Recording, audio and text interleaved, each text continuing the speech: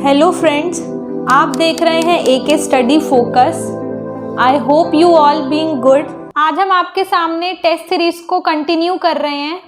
ये हमारा पार्ट 2 है टेस्ट सीरीज का। आपने पिछली वीडियो में काफ़ी अच्छा रिस्पांस दिखाया, तो उसके लिए थैंक यू। आई होप ये वीडियो आपको अच्छी लगेगी। हमने इसमें टॉप मोस्ट 20 क्वेश्चंस को इंक्लूड किया है। तो चलिए शुरू करते हैं आज की video and let's go to the video. हमारा फर्स्ट क्वेश्चन है, बसंत पंचमी के दिन देवी से डैश की जाती है। तो यहाँ हमें ब्लैंक को फिल करना है और बताना है कि बसंत पंचमी के दिन देवी की क्या की जाती है। 3 ऑप्शंस दिए हुए हैं आपके सामने। इसका करेक्ट आंसर हो जाएगा ऑप्शन नंबर सी, प्रार्थना। तो बसंत पंचमी के दिन देवी की प्रार्थना की जाती है। बढ़ते हैं अपने नेक्स्ट क्वेश्चन, क्वेश्चन नंबर 2। संविधान के अनुच्छेद 1 में भारत को क्या कहा गया है। तो यहाँ हमें बताना है कि जो आर्टिकल 1 है उसमें भारत को क्या कहा गया है। तो 3 ऑप्शंस दिए हुए हैं आपके सामने। इसका करेक्ट आंसर हो जाएगा ऑप्शन नंबर ए, राज्यों के संघ। तो संविधान के अनुच्छेद 1 में भारत को राज्यों का संघ बोला गया है। बढ़ते हैं अपने next question, question number 3। Bharat के दक्षिणी छोर को क्या कहा जाता है। तो यहाँ हमें बताना है कि भारत के दक्षिणी छोर को जो है वो किस नाम से जाना जाता है। 3 ऑप्शंस दिए हुए हैं आपको। तो इसका करेक्ट आंसर हो जाएगा option number B, Indira point. बढ़ते हैं अपने नेक्स्ट क्वेश्चन, क्वेश्चन नंबर 4। विशाल स्नानागार ग्रेट बाथ कहाँ मिला था।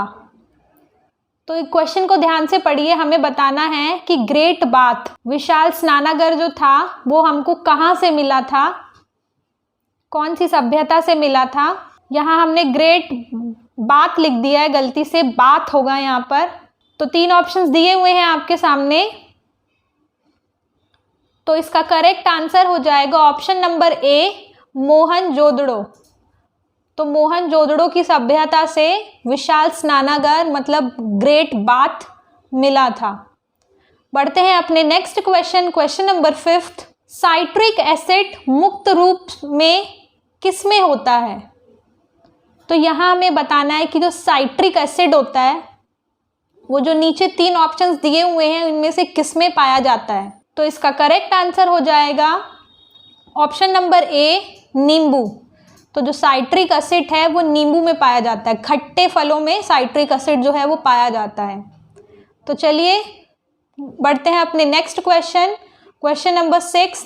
निम्नलिखित में से अधिक जलन किससे पैदा होती है। तो यहाँ हमें बताना है कि सबसे ज़्यादा जलन जो है वो किससे पैदा होती है। 3 ऑप्शंस दिए हुए हैं आपके सामने।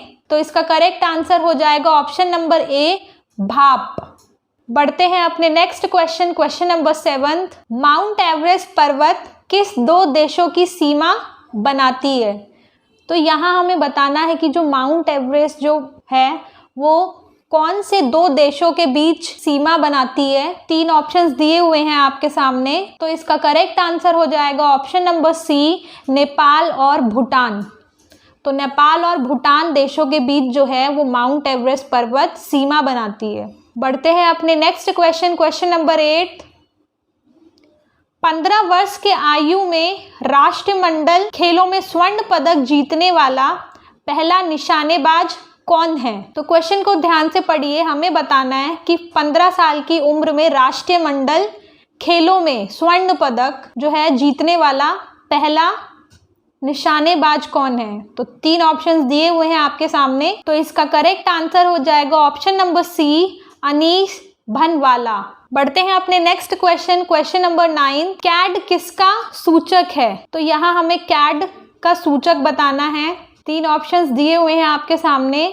इसका करेक्ट आंसर हो जाएगा option number A, computer aided design. Computer aided design CAD का सूचक होता है। बढ़ते हैं अपने next question, question number 10। DNA में पाई जाने वाली शर्करा का नाम क्या है। तो यहाँ हमें बताना है कि डीएनए में कौन सी शर्करा पाई जाती है। 3 ऑप्शंस दिए हुए हैं आपके सामने। इसका करेक्ट आंसर हो जाएगा ऑप्शन नंबर ए हेक्सेस। हेक्सेस जो है वो डीएनए में पाई जाती है। बढ़ते हैं अपने नेक्स्ट क्वेश्चन, क्वेश्चन नंबर 11। टीका किसकी रोकथाम के लिए नहीं दिया जाता है? तो क्वेश्चन को ध्यान से पढ़िए, हमें यहाँ बताना है टीका जो है वो किसकी रोकथाम के लिए नहीं दिया जाता है। तो 3 ऑप्शंस दिए हुए हैं आपके सामने, तो इसका करेक्ट आंसर हो जाएगा ऑप्शन नंबर ए कैंसर। कैंसर के लिए किसी भी प्रकार का कोई टीका नहीं दिया जाता है। पोलियो और चेचक के लिए टीके दिए जाते हैं। तो बढ़ते हैं अपने नेक्स्ट क्वेश्चन, क्वेश्चन नंबर 12। यदि दूध से क्रीम को अलग कर दिया जाए तो दूध का घनत्व क्या होगा? तो यहाँ हमें बताना है कि दूध से अगर क्रीम को सेपरेट कर दिया जाए तो दूध का जो है डेंसिटी क्या होगी, उसका घनत्व क्या होगा? तो 3 ऑप्शंस दिए हुए हैं आपके सामने। इसका करेक्ट आंसर हो जाएगा ऑप्शन नंबर ए बढ़ जाता है। तो जो दूध का डेंसिटी जो है, दूध का जो घनत्व है वो इंक्रीज हो जाएगा, बढ़ जाएगा। बढ़ते हैं अपने नेक्स्ट क्वेश्चन, क्वेश्चन नंबर 13। स्वयं को दूसरा सिकंदर कहने वाला सुल्तान कौन था? तो यहाँ हमें बताना है कि किसने अपने आप को दूसरा सिकंदर कहा था, किस सुल्तान ने अपने आप को दूसरा सिकंदर कहा था, ये बताना है। 3 ऑप्शंस दिए हुए हैं आपके सामने, तो इसका करेक्ट आंसर हो जाएगा ऑप्शन नंबर ए अलाउद्दीन खिलजी। तो अलाउद्दीन खिलजी जो सुल्तान था, उसने सिकंदर जो था उसने अपने आप को सुल्तान कहा था। बढ़ते हैं अपने नेक्स्ट क्वेश्चन, क्वेश्चन नंबर 14। एक इंजन किस सिद्धांत पर कार्य करता है? तो यहाँ हमें बताना है कि एक इंजन जो होता है ट्रेन का, वो कौन से प्रिंसिपल पर काम करता है। 3 ऑप्शंस दिए हुए हैं आपके सामने। इसका करेक्ट आंसर हो जाएगा ऑप्शन नंबर ए रेखिक संवेग संरक्षण। तो जो इंजन होता है ट्रेन का, वो रेखिक संवेग संरक्षण के प्रिंसिपल पर काम करता है। बढ़ते हैं अपने next question, question number 15। Bharat में मौद्रिक नीति कौन बनाता है? तो हमें बताना है कि इंडिया में जो मौद्रिक नीति है वो कौन बनाता है। 3 ऑप्शंस दिए हुए हैं आपके सामने। इसका करेक्ट आंसर हो जाएगा ऑप्शन नंबर बी भारतीय रिजर्व बैंक। भारतीय रिजर्व बैंक जो है वो मौद्रिक नीति को बनाता है। बढ़ते हैं अपने नेक्स्ट क्वेश्चन, क्वेश्चन नंबर 16। खाद्य ऊर्जा को हम किस इकाई में माप सकते हैं? तो यहाँ हमें बताना है कि खाद्य ऊर्जा जो है उसको हम कौन सी इकाई में नाप सकते हैं। 3 ऑप्शन दिए हुए हैं आपके सामने। इसका करेक्ट आंसर हो जाएगा ऑप्शन नंबर ए कैलोरी। कैलोरी में जो है हम खाद्य ऊर्जा को माप सकते हैं। बढ़ते हैं अपने नेक्स्ट क्वेश्चन, क्वेश्चन नंबर 17। जब 2 परमाणु एक ही कक्षा में होते हैं तो वो क्या करते हैं? तो यहाँ हमें बताना है कि जब 2 परमाणु एक ही कक्षा में होते हैं तो क्या होता है उनमें। 3 ऑप्शंस दिए हुए हैं आपके सामने, तो इसका करेक्ट आंसर हो जाएगा ऑप्शन नंबर बी विपरीत प्रकार से घूमते हैं।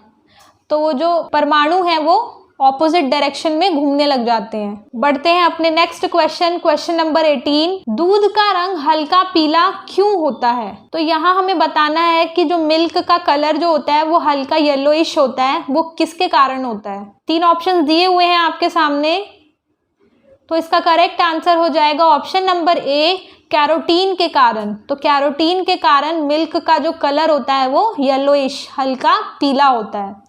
बढ़ते हैं अपने next question, question number 19। Bharat में जस्ते का अधिकतम उत्पादक क्षेत्र कौन सा है? तो हमें बताना है कि इंडिया में कौन सा क्षेत्र है जहां पर जस्ते का अधिक से अधिक उत्पादन किया जाता है।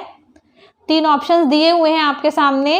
इसका करेक्ट आंसर हो जाएगा ऑप्शन नंबर बी राजस्थान। तो राजस्थान में सबसे ज़्यादा जस्ते का उत्पादन किया जाता है। बढ़ते हैं अपने नेक्स्ट क्वेश्चन, क्वेश्चन नंबर 20। आज का लास्ट क्वेश्चन हमारा, निम्नलिखित में से कौन क्षेत्र लौह क्षेत्र है? तो हमें बताना है कि जो तीनों ऑप्शंस में से कौन सा जो क्षेत्र है वो लौह क्षेत्र है। तो इसका करेक्ट आंसर हो जाएगा ऑप्शन नंबर ए कुर्देमुख क्षेत्र। तो आज की सीरीज को यहीं स्टॉप करते हैं। आई होप आपको वीडियो अच्छी लगी हो। आपने पिछली टेस्ट सीरीज में काफ़ी अच्छा रिस्पॉन्स दिखाया। तो चलिए मिलेंगे नेक्स्ट सीरीज में। चैनल को सब्सक्राइब कीजिए, लाइक कीजिए, शेयर कीजिए and thank you for watching.